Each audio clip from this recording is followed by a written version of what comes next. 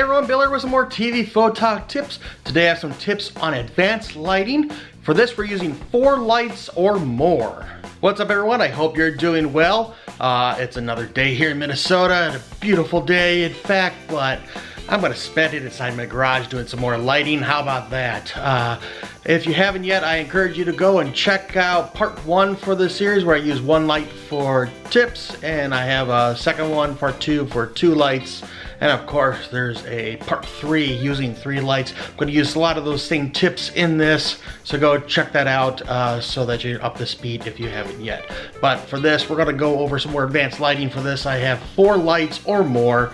We're just going to add one and add another and see how far I can go until I decide we're out of time.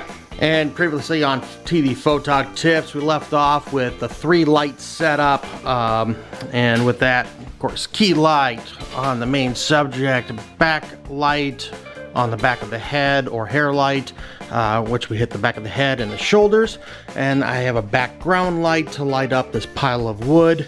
Why wouldn't I use more wood? Hey, there's a lot at stake here. Let's keep moving.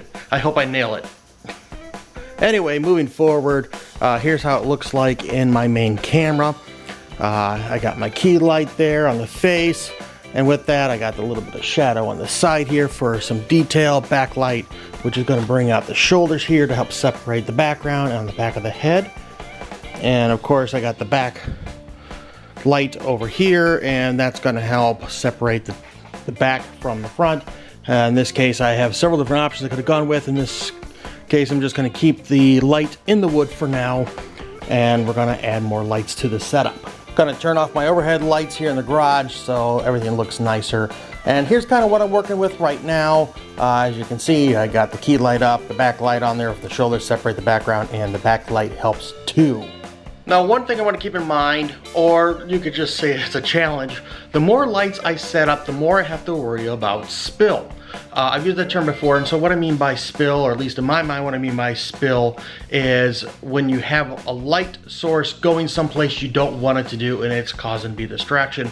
One place might be like my backlight on the back of the head, or the hair light is too much into the lens of the camera, and so you kind of get like too much of a sparkle, or that little streak there, the lens flare look to it. So those are kinds of things I want to try to avoid. With that, we can try to counter it if I need to, using things like board, cardboard, hardboard, maybe a reflector. So if we come across that, we'll go to it, but that's what I mean when I'm talking about spill. The first place my mind's going to go when I want to set up a 4th light is I'm going to use a fill light. Again, my setup here: key light, backlight, background light, and fill light. Right now, my key light is the only one on the face here, and once again, I really like this kind of look sometimes with like the darker kind of on the cheek here, and kind of adds some texture to the face. So the fill light, again, I went over this in lesson 3. Fill light is going to go approximately the same distance on the opposite side of the camera from my key light. And then master light is like, let's say that's at 100%. That one's at 100%. I'm going to put the key light here at 50% or less, depending on how I want to feel with it for the shadows and all that stuff. So I'm going to already have this turned on and set at 30% because I kind of like the 30%, but it gets rid of some of the harsher shadows here on the side of the face, and so that's kind of what the fill light does. And again, now that I have 4 lights up, I do have the backlight up there to add some depth. And just to make it easier for you, once again, I'll give you a comparison view here so you can see what it looks like with and without the fill light turned on. This is my basic setup when it comes to 4 lights. There are 4 lights. There are 4 lights! But I'm not going to wrap up this video yet. I already did all the setup. Let's play a little bit. Again, the title of this video is for advanced lighting, so let's pull out a couple more lighting techniques and tricks while we're already set up like this. So something we're going to play with is let's play with the background here. I already got this one set up here where I got the red light up here in this wood pile. One of the reasons why I kind of chose this whole setup here is because I like the difference here of the darker where I have the texture with the wood pile, and then I also have like a flat background like what would be a normal wall kind of a thing. But let's play with this a little bit. Like, let's set up a second backlight and we can kind of go over that, because we got the one technique where I got the light in the wood here, but then let's combine this with stuff we went over in video 3 or part 3 of a different lighting technique for the background.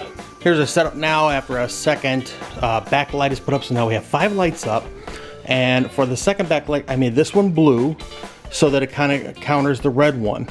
And I'm going to try to go for a split here, but this is one of those places where I was talking about with the spill.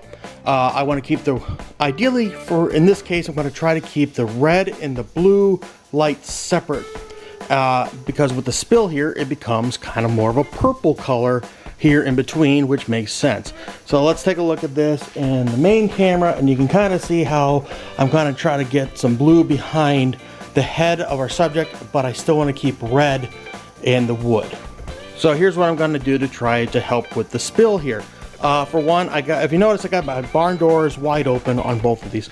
For one, I'm going to cut down my barn doors so that it's less light, particularly on the inside barn door. This one on this side and this one on this side, to try to cut down on that. In addition to that, I might even move this light next to this light so that this light is going to go this direction and this light's going to go this direction, and that way it's also pointing more in opposite directions. I'm going to spare you some of the step-by-step that I did here, but basically speaking, to separate this, I moved the 2 lights together, and so now they're kind of pointing at 30 degrees, basically different. The blue one's pointing this way, the red one's pointing that way.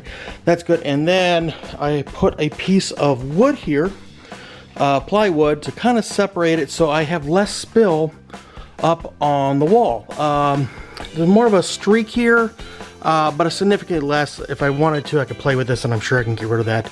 But for the purpose of the videos, I'm just going to keep moving forward here. Kind of running out of time for the day to shoot this.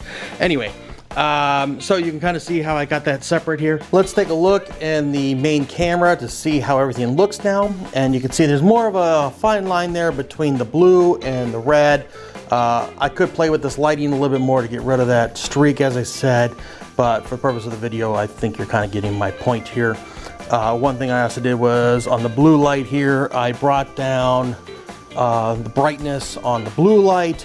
Unfortunately, this is down to 1%, and I'm pretty sure that this is more than 1%. There seems to be a fine line on these lights between 1% and 100%, but let's go with it. Anyway, so you can see more of the separation here. I can also bring down that blue light even more if I had some like webbing cloth or something like that. That's kind of more of a transparent but white sheet that the light could have to go through.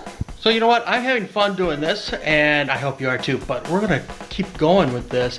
I'm gonna add one more light just to do something different, unique, interesting. I literally just came up with this off the top of my head, so let's see if it works. I took a flashlight.